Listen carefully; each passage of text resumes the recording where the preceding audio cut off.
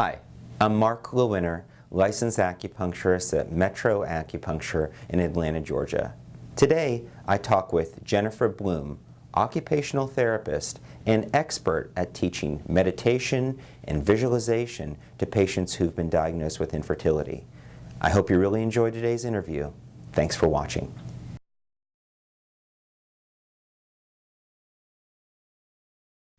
Jennifer, I wanted to thank you for taking the time out of your day to share with my patients a little bit about what you do and about how meditation and visualization can help the patient diagnosed with infertility. It's something that I believe in and find fascinating. So I'd like to hear just a little bit about your practice and your training. Sure. Well, first of all, thank you. I really enjoy having this conversation today. I could talk about it for hours.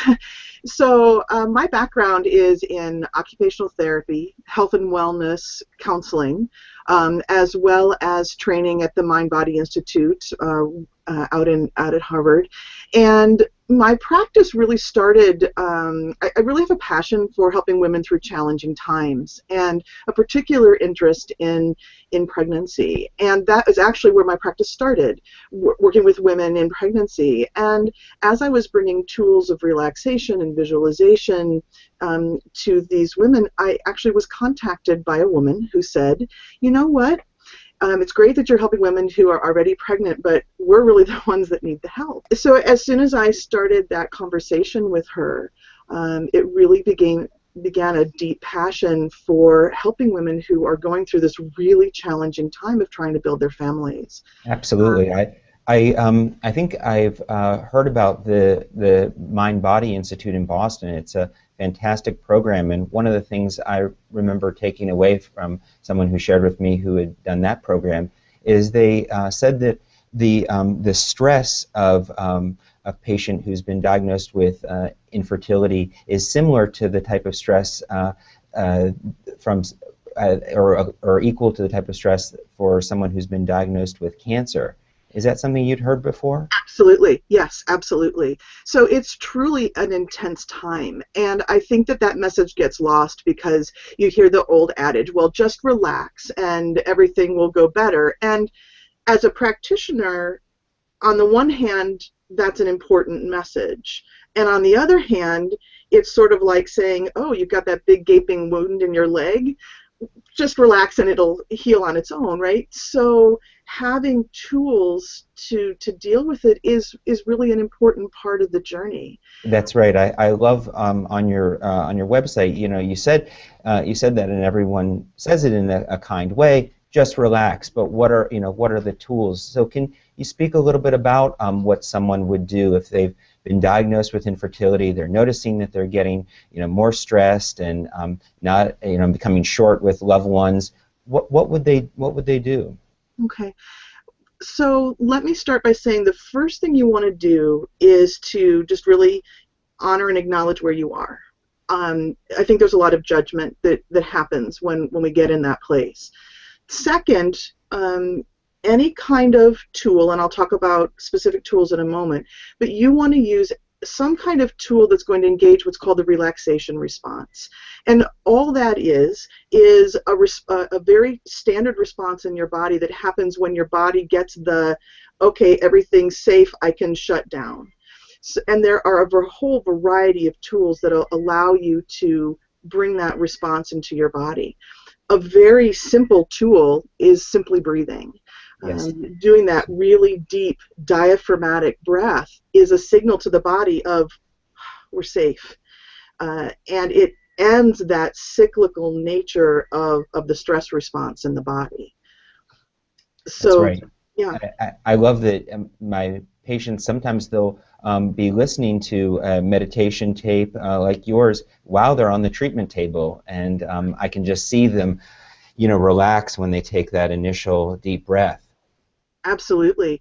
And so I like to start with breathing because that's something you can do anywhere. If you're in the grocery line, if you're on the phone waiting for the doctor, whatever, in the car, that's a really great tool you can bring with you anywhere.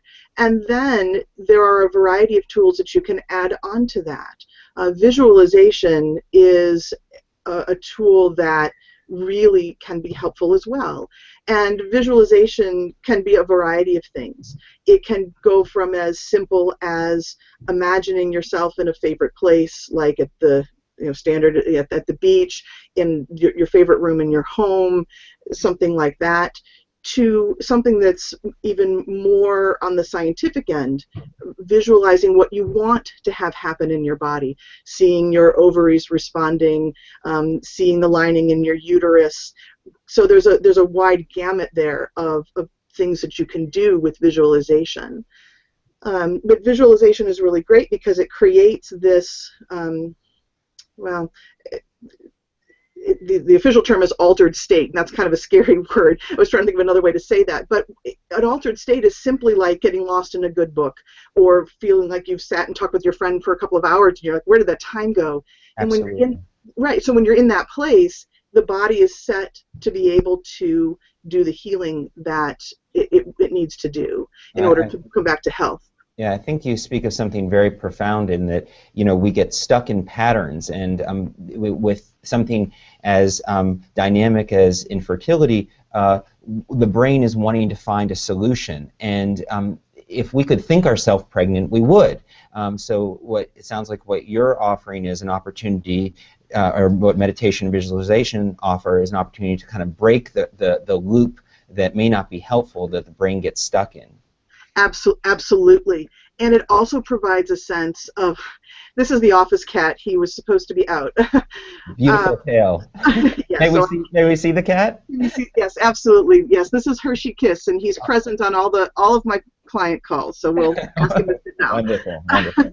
So the other piece about when you're bringing in visualization, when you're bringing in meditation, you're retraining the brain, and it's also a way, and this is another tricky concept, but it helps to provide a sense of control. Yes. And right, and that's one thing that whether you're sick with any type of diagnosis, that sense of feeling out of control, it's a tumbleweed, and it takes your brain places that you don't want it to go. So this is another way to come back and feel like, okay, this is something that I can take care of. And in this moment, I feel safe. In this moment, I feel in charge of my health, right, and what's going on within me. And when not only do we have these positive feelings, I think that it would create biochemical changes, like there would be reduced cortisol levels and reduced inflammation. Is that something that you've studied and has been documented? Yes, very, very much. So there's a really interesting study. In fact, it was done by the crew out at the Mind Body Institute at Harvard that showed that when women went through a program that used these kinds of tools, they had a higher pregnancy rate. There's also some really interesting work that's been done that has shown that when women who were going through an IVF cycle had less stress, more expectation of pregnancy, they had more embryos developed and more pregnancies. And then there's all kinds of science to show that when there's stress in the body, there's an impact on the ovaries. There's an impact. It can affect ovulation with spasms in the tubes. There are all kinds of physical impacts of stress in the body. It's fantastic, and it's really something that we need a person like you to teach us, because it's so counterintuitive. That this is a problem.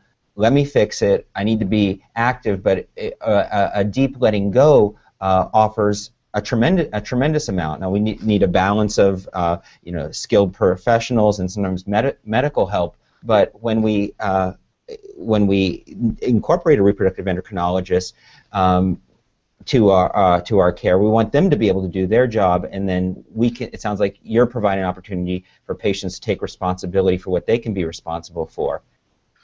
Absolutely, and I think it lays a really beautiful groundwork so that everything that reproductive endocrinologist is doing and helping you within the body, it provides just a really beautiful stable place for all of that work to happen within. And so they have their job. You as the patient have your abilities and the things that you can take care of. Right. And I could imagine also taking ownership back of your body. You know, if you're being poked and prodded and all these tests, you know, just really becoming aware of your own, you know, comfortable in your own skin again, is something that patients experience when they start doing visualization and meditation. That's absolutely true, and it's sort of one of those intangible things. It's a little bit hard to measure, but it's back to that sense of control and finding that balance point between, as you were saying, that deep letting go, but then also being aware of all that you want to have happen within your body, and the treatments that would be helpful for that. And sort of another one of those intangibles is, as you do meditation, as you do visualization, it quiets the body, it quiets the mind, and it really opens you to your inner wisdom. And because there's so many choices to make when you're walking this path of infertility. What kind of treatments do I want? And it can feel like I need to do everything, and that's simply, it doesn't have to be that way. And so when you use these kind of tools, you gain access to that part of you that says, yes, this is the direction I'm going to go, and so decision making becomes easier as well. That's fantastic. And when you said that it, you know, we do feel like we have to do everything. And I remember seeing on your website is a statistic that like 60,000 times a day we have a thought. And we're not going to be able to control all those thoughts. But if we can start to be aware of them, then the thought patterns can change. I really like that you put that on your website. Mm-hmm. Now, you have several programs. I believe I saw that there's a program for patients who are wanting to conceive with timed intercourse, maybe a program for IUI or IVF. Can you speak about those different programs and who they would be beneficial for, and the timing and such? Absolutely. So these programs make use of a variety of kinds of tools and visualizations, and they're similar in that they all start with an exercise that would be a general relaxation, really invoke that relaxation response, and then the tracks are followed with imagery about what's going on within the body. They're tracks that match up specifically to your phase of your type of cycle that you're going through. So if you're trying on your own, there would be a track to listen to prior to ovulation and after ovulation, and within each of those tracks is very specific imagery about what's happening in the body. And the same for if you're doing something using medications and IUI and IVF as well. So that's how all of those recordings are set up, and then you just simply match to what you're going through at the time. So there, am I correct in understanding there's an audio to listen to like right before a embryo transfer, and is that correct? So for example, with the IVF program, there's a track to listen to while you're doing your stims. There's a track that's between the time that you've had retrieval and transfer, so what sort of in that waiting period, and then there are tracks to listen to each of the 2 weeks that you, as you're waiting to find out the success of the cycle. I love that a product offering is available to care for patients when, you know, their mind may just be driving them crazy, and to be able to step back and reset. So how could you tell us how patients would find you, and where they would start if they go to your website to get some of the care that you offer?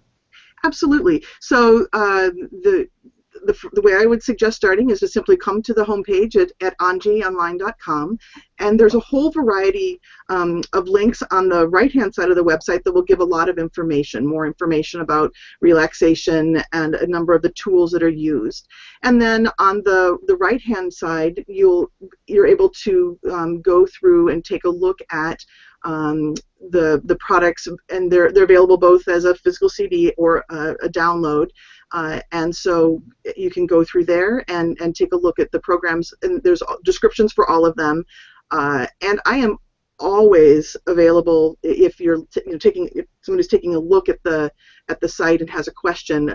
I'm more than happy to have a phone call or an email consultation, and to be able to match the product that would fit them, because it's really, there's a lot of personal preference in there as well.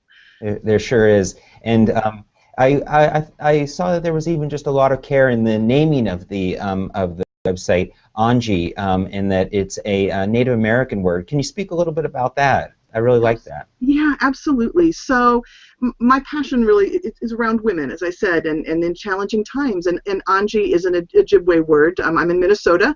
Ojibwe is the Native American tribe that was up here, and it's a word that means change. And our lives are nothing about change, and we change schedules from day to day. Our bodies go through regular changes on a month-to-month basis. As we grow and evolve, we're changing in that regard as well. And so that's what these all of the services are all meant to do, is to support through all those times of change. Yes, change is a fact of life, and to be able to let go and be open to change, I think is just the work that we need to do. So I'm so glad that you offer that. And well, I wanted to thank you for your time. This has been very helpful. I think the work speaks for itself, but to be able to talk with you over the video conference, I believe will only help others. Is there any last thing that you would like to say, or you think that would be beneficial to know about meditation, visualization, or your services? Well, I think simply a lot of this can feel like it's too easy, right? Can it really be as easy to breathe? Can it really be as easy as adding in 20 minutes of relaxation? And I want to say that it's something that's very deceptive as to what it's doing for the body. And so I would say that, and the other thing that I hear a lot from women is, well, I don't have time. And it is hard. Our lives are busy. But the other thing I would say is that it's better to get in 1 or 2 minutes or 5 minutes of relaxation on a daily basis than to wait and do something, a half an hour once every 2 weeks. So to pause and to take 2 or 3 minutes to simply close your eyes and take some deep breaths, and really know that you're doing something that's going to build in its effectiveness, and your body is a really fast learner, and the more that you do it, the easier it'll be to invoke, and it will have an impact on your fertility. Excellent point. I have meditated myself, and I think that every time I sit down, there's a part of me that wants to do it and is going to give everything to it, and then another part that just is kicking and screaming and doesn't want to do it. The patient population that has impressed me the most in their interest in change has been women who've been diagnosed with infertility. So I believe that it will, what you're saying is important. It always will be hard when we decide to take that time to relax, to breathe, to reset ourselves. But I believe that the patients who have been diagnosed with infertility are primed and ready for that change. Absolutely, absolutely. Well, I wanted to thank you again for sharing with us the tip of the iceberg of what you do and your training. It's meant a lot to me, and I think it will mean a lot to others. So I'm very appreciative of your time today. Oh, thank you, Mark. I really appreciate your invitation to have the conversation, and truly, if anybody would like more information, I'm more than happy to share. Excellent. Thanks again. Thanks.